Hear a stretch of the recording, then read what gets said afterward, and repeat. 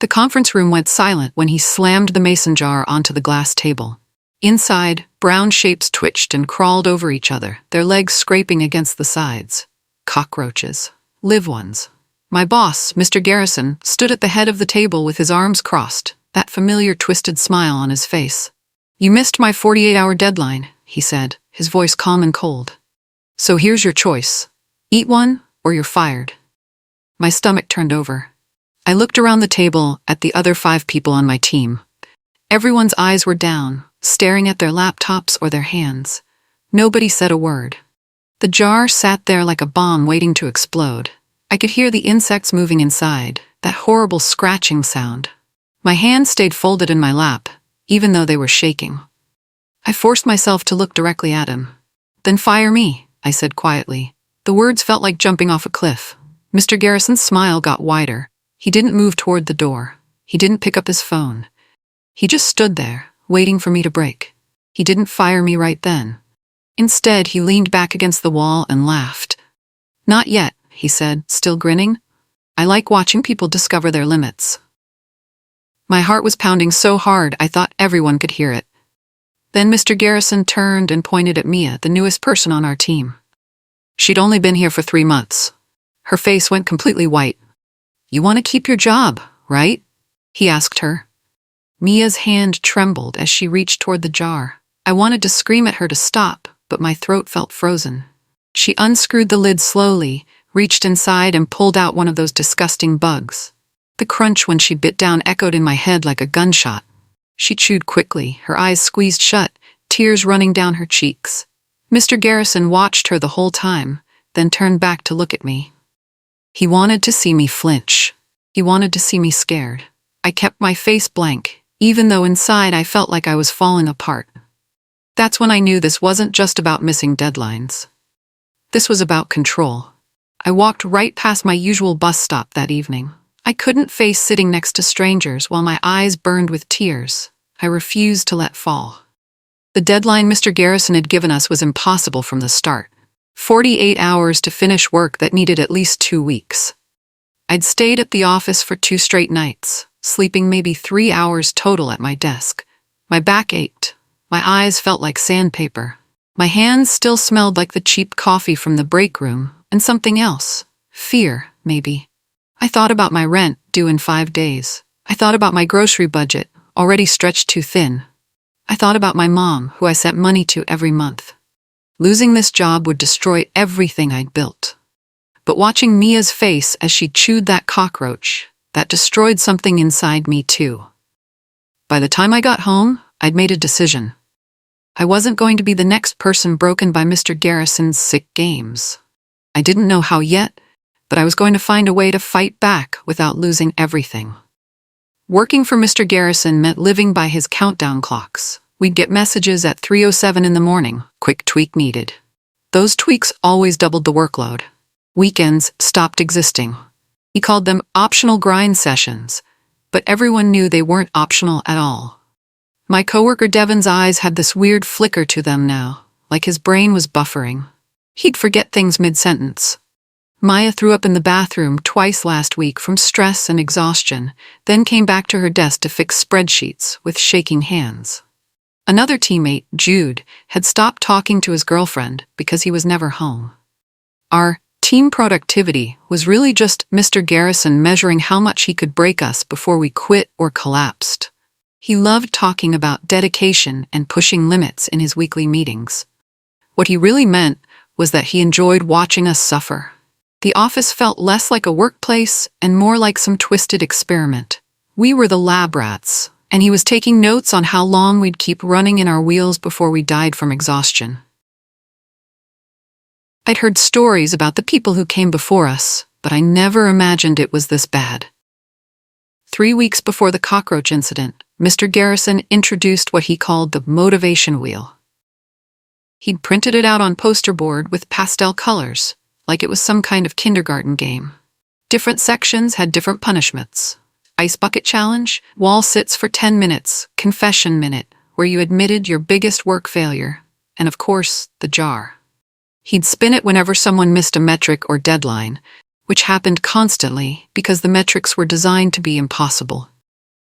The wheel lived in the conference room, mounted on the wall like a piece of art. I watched Mr. Garrison's face every time he spun it. He got this excited look, like a kid on Christmas morning. When it landed on me once before, I'd gotten wall sits. My legs burned for days. But that time, I saw something important. He wanted a reaction. He fed off our fear and embarrassment. When I stayed quiet and just did the wall sits without complaining, I saw annoyance flash across his face. He wanted tears or begging or anger. Silence frustrated him. That's when I started understanding how his twisted mind worked. He needed our breakdown to feel powerful. Without it, he was just a sad man with a poster board and a jar of bugs. 2 days after Mia ate the cockroach, Mr. Garrison called me into his office. The jar sat on his desk between us like a centerpiece at a dinner table. "You embarrassed me in front of the team," he said calmly. "I don't appreciate that."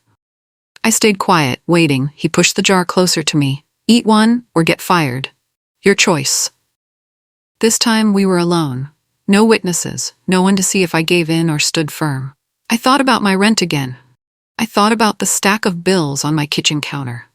I thought about the email from my mom asking if I could help with her medical expenses this month. Everything I needed to survive was tied to this job.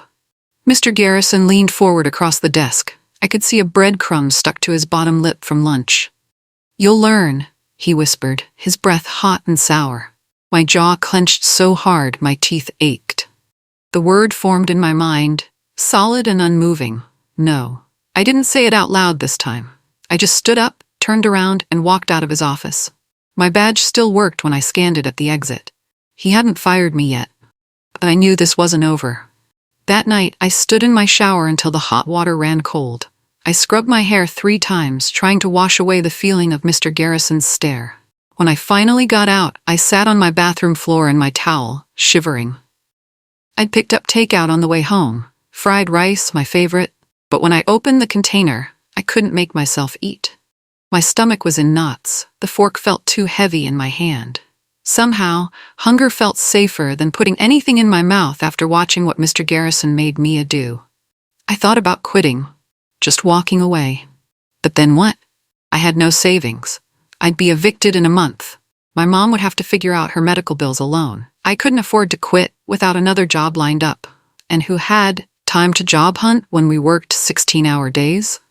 No, I needed a plan, something that didn't look like a plan, something that would protect me and maybe protect the others too. I sat there on my cold bathroom tiles until midnight, my takeout getting soggy and gross. By the time I finally went to bed, I knew what I needed to do first. I needed allies. The next morning, I found Mia in the stairwell during lunch break. She was sitting on the steps, eating a protein bar with her head down. "Hey," I said softly. She looked up and I saw how exhausted she was. Dark circles under her eyes.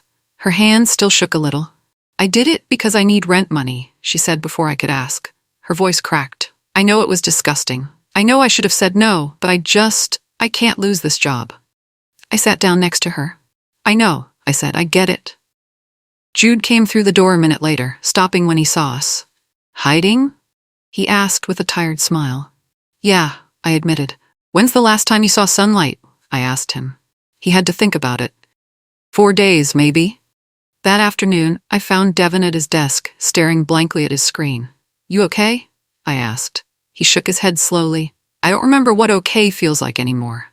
I pulled up a chair. "I'm going to try something," I told them all, gathering them quietly one by one.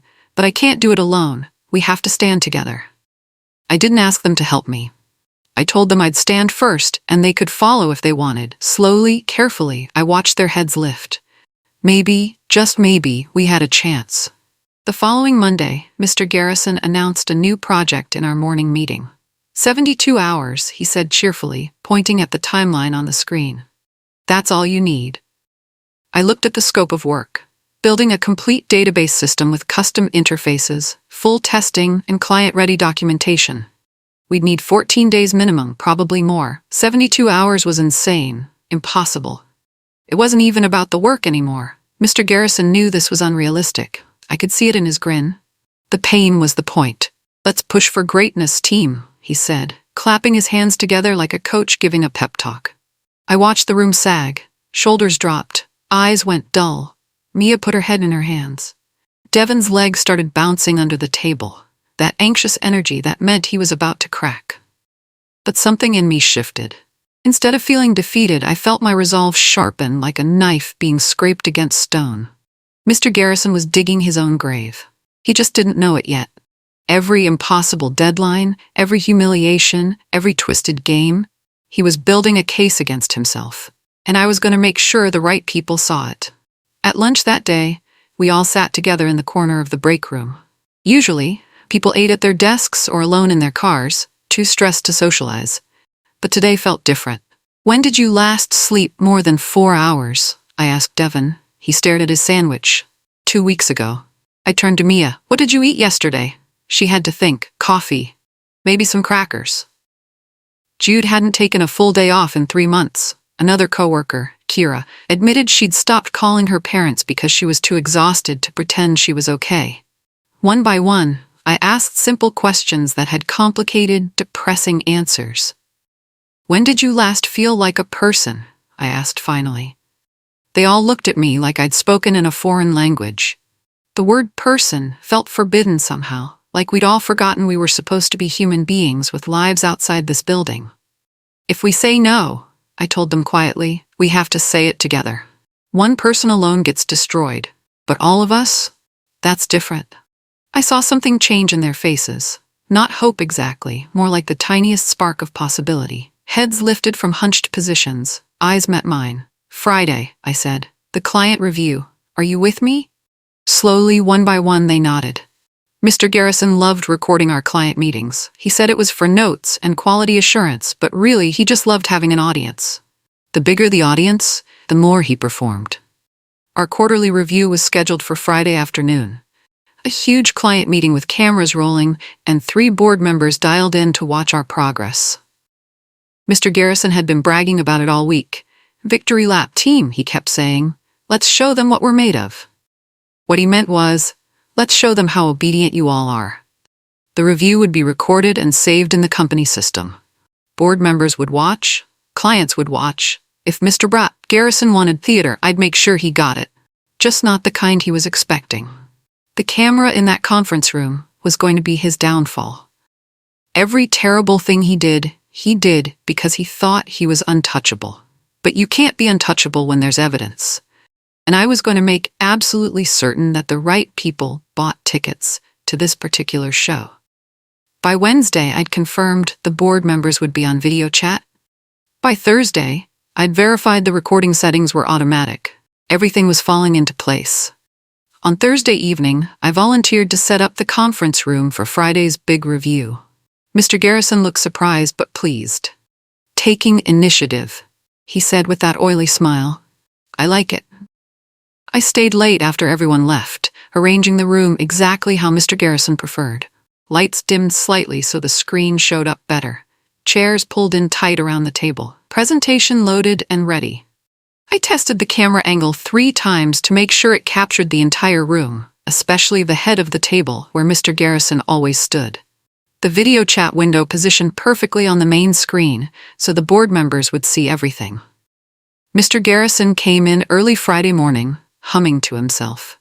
He had the jar with him, carrying it like a trophy. That mason jar full of cockroaches that he thought made him powerful. He set it on the corner of the table, adjusted it slightly, then nodded in satisfaction. "Good work on the setup," he told me. I just smiled and nodded.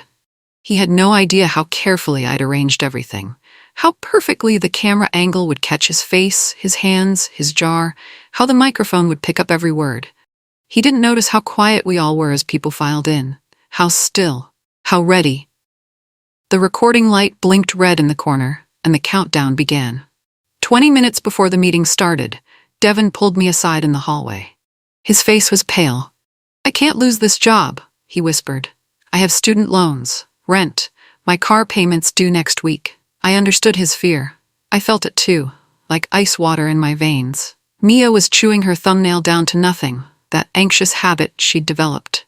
Kira kept readjusting her shirt collar, pulling it away from her throat like she couldn't breathe. Jude paced by the water cooler, not checking his phone every 30 seconds.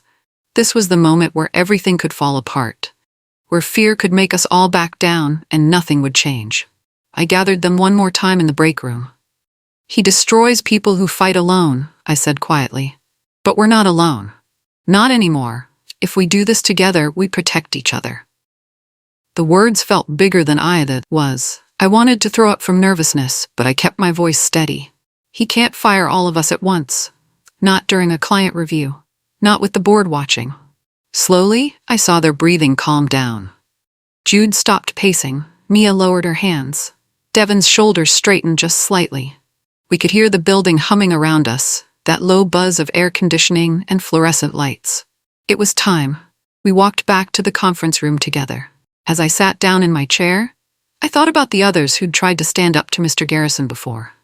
There was Kyle, who'd complained about the impossible deadlines. Within a week, Mr. Garrison had him labeled as mentally unstable in HR reports. Kyle left quietly before he got officially fired. Then there was Simone, who'd refused to work a weekend. Mr. Garrison moved her to night shifts permanently, scheduled her for every holiday, made her life so miserable she quit within a month. And Thomas, who'd tried to document everything for a potential lawsuit, he just disappeared one day. No goodbye email, no farewell lunch, just gone. Mr. Garrison had learned how to erase people without leaving fingerprints. He was good at it. Really good. That's why he felt so confident. He'd gotten away with it every single time. But those people had fought alone, in private, without witnesses who mattered. This time was different. This time, there was a camera recording everything. This time, the board members were watching live. This time, Mr. Garrison was about to expose himself, and there would be no taking it back. I glanced at the blinking red light on the camera. My heart hammered, but my hands were steady. It was finally time. The client review started normally. Mr. Garrison welcomed everyone with his fake friendly voice, gestured at the screen where 3 board members watched from their remote offices. He ran through slides showing our progress on the 72-hour project, progress we'd barely made because the timeline was ridiculous. Then he paused. His hand drifted to the mason jar on the corner of the table. "Before we continue," Mr. Garrison said, his voice taking on that sharp edge, "we had some misses this week." He picked up the jar, tilted it slightly so the cockroaches inside scrambled over each other. On the screen, I saw one of the board members lean forward confused. Mr. Garrison walked over to Kira, our intern, who was barely 22 years old. Her hands started shaking immediately. "We maintain standards through accountability," Mr. Garrison said smoothly, holding the jar in front of her face. I watched the recording light on the camera. It glowed steady and red, brighter than Mr. Garrison's smile. This was it. The moment I'd been preparing for. The moment that would either save us or destroy us. I took a deep breath, feeling my heartbeat in my throat. And then I moved. My chair scraped backward hard against the floor. The sound cut through the room like a knife. No, I didn't shout it. I didn't scream. It was just one word, firm and final, a period at the end of a sentence. Mr. Garrison blinked. For a second he looked confused, like I'd spoken a language he didn't understand. He'd never heard someone tell him no in front of an audience. "Excuse me," he said slowly. I stood up fully. My legs felt weak, but I locked my knees and kept my voice steady. "You don't get to make a meal out of us anymore." Kira's breathing, which had been fast and panicked, started to slow down. I saw her fingers release their death grip on the edge of the table. Mr. Garrison's face began to change color. Red crept up from his collar. "Sit down," he said quietly. His voice had gone dangerous and low. On the screen, the 3 board members were completely focused now. One of them was typing something, probably taking notes. I didn't sit. I stayed standing. My hands were shaking behind my back where nobody could see, but my face stayed calm. This was the line. I'd drawn it, and I wasn't stepping back across it. That's when something beautiful happened. Something I hadn't been completely sure would happen, even though I'd hoped for it. Mia stayed in her seat, but she didn't shrink down. Devon didn't move. Jude closed his laptop with a soft click that somehow sounded loud in the frozen room. Kira folded her hands in her lap, her chin lifting slightly. One by one, everyone stayed exactly where they were. The stillness in that conference room felt louder than any shouting. It was the loudest silence I'd ever heard. Mr. Garrison looked around, and I saw the first flicker of real uncertainty cross his face. He was used to fear. He was used to people scrambling to obey, but this united, calm refusal, this was something he didn't have a script for. He tried to smile again, but it came out wrong. Crooked. Forced. "Come on, team," he said, attempting that fake, cheerful voice. "We're all adults here." Nobody responded. Nobody moved. The camera kept recording. The board members kept watching. And Mr. Garrison's control started to crack, spreading through his perfect performance like a windshield after a stone hits it. I felt my team breathing around me, felt our collective strength. We weren't alone. Not anymore. Mr. Garrison broke first. "Eat," he snapped, his voice losing all pretense of friendliness. He thrust the jar toward Kira again, harder this time. "Now." Kira shook her head. It was just a small movement, barely visible, but it was there. Defiance, real and solid. His face went darker red. He spun toward Mia. "You did it before. You'll do it again." Mia stared back at him with her jaws set. She didn't speak, but her eyes said everything. "No. Not this time." Mr. Garrison let out this laugh then, wrong and harsh, the kind of laugh people make when the floor starts giving way beneath them, when they realize they're losing. He turned to Devon, to Jude, to each of us, one after another, looking for the weak link. But there wasn't one. We'd built this wall together, and it held. On the screen, a board member raised her hand. "Excuse me," she said, her voice cutting through clearly. "Is this normal procedure?" Another board member leaned into his camera, his expression darkening like storm clouds. Mr. Garrison tried to recover. "It's team bonding," he said quickly.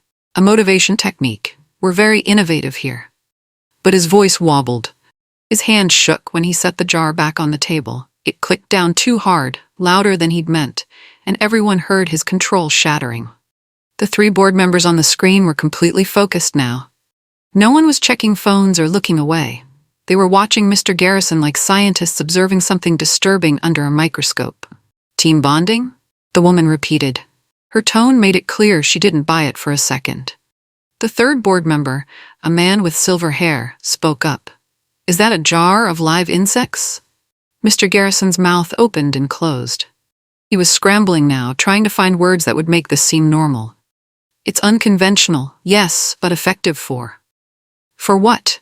the silver-haired man interrupted. "What exactly is effective about forcing your employees to eat cockroaches?"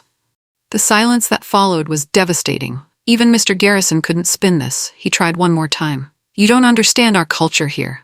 We push boundaries. We achieve greatness through humiliation?" The woman cut him off. On the table between us, the jar sat like evidence at a crime scene. I could see Mr. Garrison's mind racing, see him trying to figure out how to regain control. But it was too late. The camera had caught everything. The board had seen everything. And there was no taking it back. I took a breath and spoke directly to the screen, to the board members watching. My voice came out calmer than I felt. "We missed deadlines because your timeline was a stunt," I said clearly. 72 hours for 14 days of work. You keep calling cruelty hunger and dedication.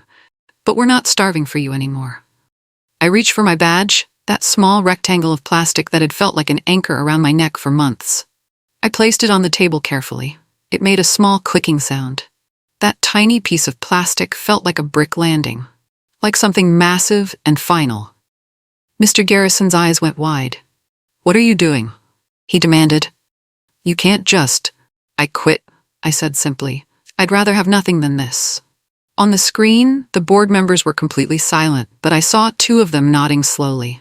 I saw the woman start typing rapidly. I saw the silver-haired man lean back with his crossed, his expression unreadable but intense. My team looked at me. For a heartbeat, everything hung in balance. This was their choice. I'd made mine. Now they had to decide if they could afford to make the same one. I waited. We all waited. And then something incredible happened. Mia reached for her badge. She pulled it off the lanyard around her neck and set it down next to mine. Click. Devon's badge followed. Click. Then Jude's. Click. Kira's hands finally stopped shaking when she put hers down. Click. Click. One after another, like dominoes falling, everyone on the team placed their badges on that conference table. It sounded like rain, small, metallic, beautiful rain. 7 badges in a row. 7 people choosing dignity over paychecks. 7 people saying no in the most final way possible. Mr. Garrison's face went from red to almost purple. "You can't all quit," he sputtered. "This is ridiculous. You're throwing away your careers over nothing." "Over nothing," Mia said quietly. Those were the first words she'd spoken since the meeting started. "You made me eat a cockroach." The board members on screen heard it. The room heard it. The recording caught it forever. On the screen, the silver-haired man spoke, his voice like iron. "Mr. Garrison, I think we need to have a very serious discussion about your management methods, immediately." The woman added, "Someone save that recording. Everything from the last 30 minutes, now." Mr. Garrison's mouth opened, but nothing came out. For the first time since I'd known him, he had absolutely no idea what to say. We didn't go straight home. Instead, all 7 of us crossed the street to the little cafe with sticky tables and mismatched chairs that we'd always been too busy to visit.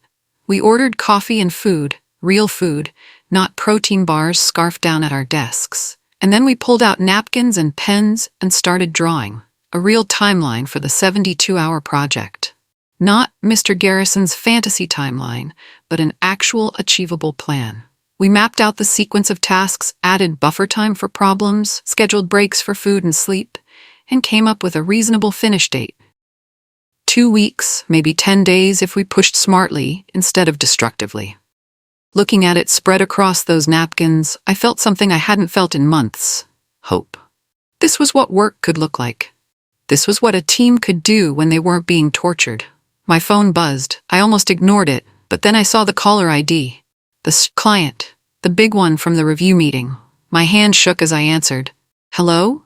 This is Thompson from Vertex Systems," the voice said. He'd been on the video call, watching everything happen. "I need to ask you something important. Can your team deliver this project without Mr. Garrison?" I looked around at the faces surrounding me. Tired, scared, but unbroken. "Yes," I said, "but not on his timeline." The pause on the other end tasted like relief. Thompson was quiet for a moment, and I could hear him typing. "What timeline do you need?" he asked. I looked down at our napkin plan. 2 weeks, maybe 10 days, but we need reasonable hours, proper sleep, and actual support. More typing. Then Thompson said something that made my heart skip. "I'll approve that. Email me your plan by tomorrow morning, and tell your team they're hired as independent contractors." I almost dropped my phone. "What?" "We saw the whole meeting," Thompson explained. "Every second. What Mr. Garrison did was beyond inappropriate. The board is handling him separately, but we still need this project finished. If you and your team can deliver it properly, we'll pay you directly. Better rate than what you were making too." Tears burned in my eyes. Around the table, everyone was watching me, trying to read my expression. "We'll send the proposal tonight," I promised. When I hung up, I couldn't speak for a second. Then I told them what Thompson had said. Mia started crying. Devin laughed, this shocked, disbelieving sound. Kira just sat there with her mouth open. Jude punched the air once, grinning. We'd done it. We'd actually done it.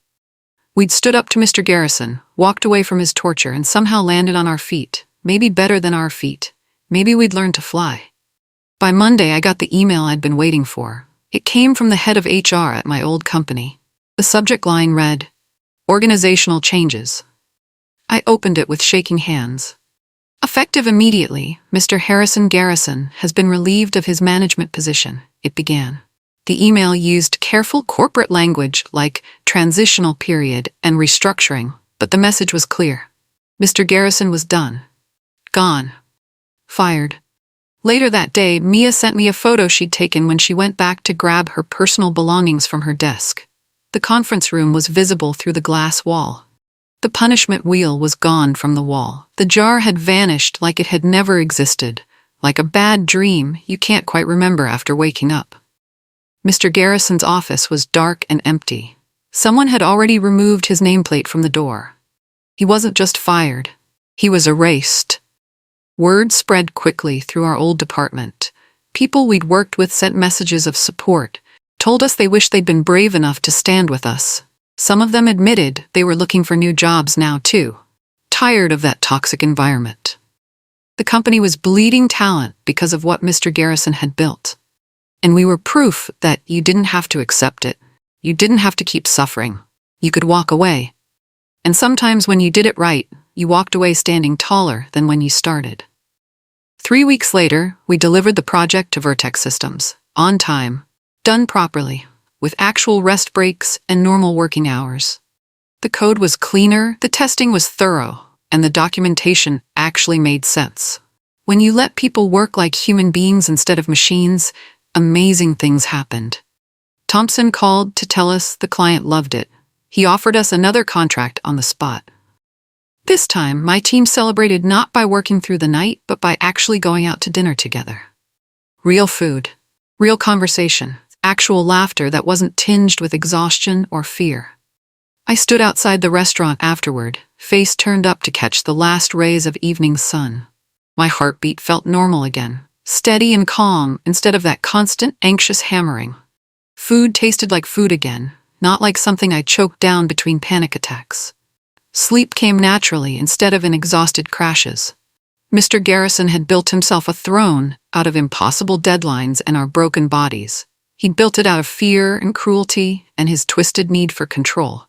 He'd made us believe we had no choice but to keep feeding his ego, keep sacrificing ourselves, keep bowing to his jar of cockroaches. But the day we stopped feeding him, the day we stood together and said no, that whole throne collapsed into dust. And we walked away from the wreckage, standing taller, breathing deeper, and living fuller than we'd ever been allowed to before. We were finally completely free.